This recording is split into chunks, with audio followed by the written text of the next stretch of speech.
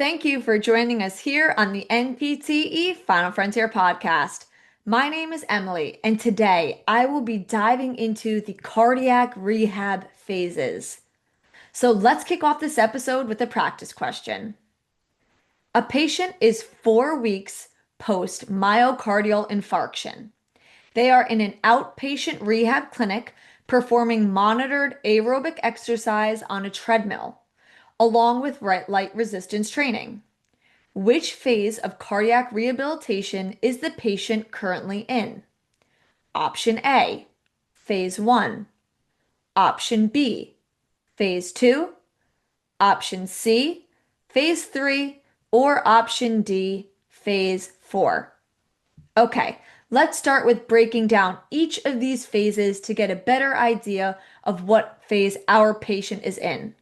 Remember, our patient for this practice question is 4 weeks post myocardial infarction in an outpatient rehab clinic performing monitored aerobic exercises on a treadmill with light resistance training. So, first up, phase 1.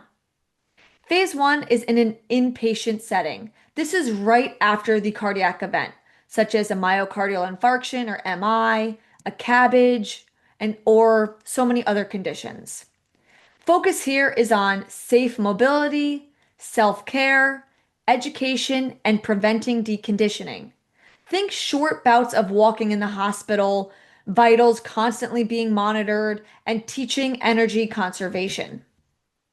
Option B is phase 2. Phase 2 is now in that early outpatient setting. This usually starts around 2 to 12 weeks after an event. Patients are closely monitored on telemetry while doing aerobic exercises and starting some very light resistance training. This is right where our patient fits in.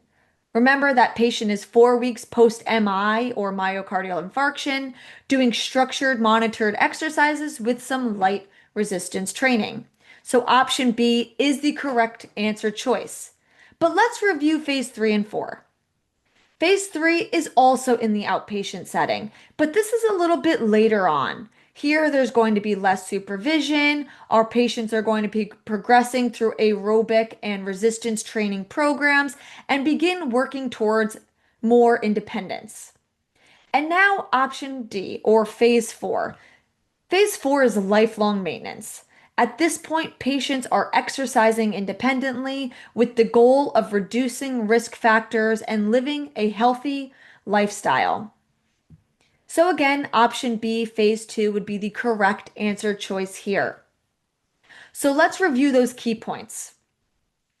Phase 1, in the hospital, just starting to move, learn, and get some confidence back. Phase 2, they're being wired up and watched. They're being monitored through aerobic exercises with some light resistance training in that early outpatient setting.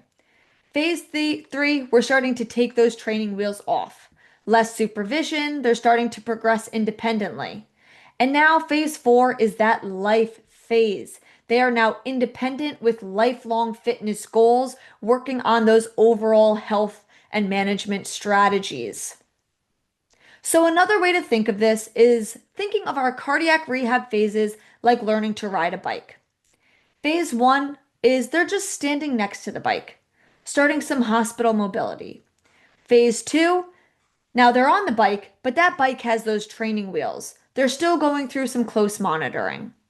Phase 3, think of it like the parents now jogging alongside the bike, but you're not actually holding on to the bike. So less supervision.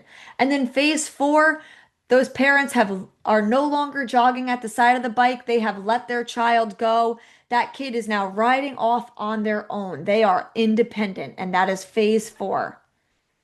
Another pro tip, the boards loves to test questions on timing. They love to ask when each phase of cardiac rehabilitation is occurring and what level of monitoring would be appropriate. I hope you found this episode reviewing cardiac rehab phases helpful. Remember, warriors, you are powerful, you are strong, and you are a final frontier warrior.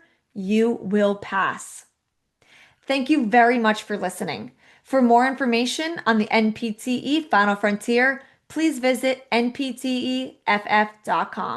You can also check out all of our social media platforms such as Facebook, Instagram, X, and TikTok. Till next time, have a great day and a powerful tomorrow.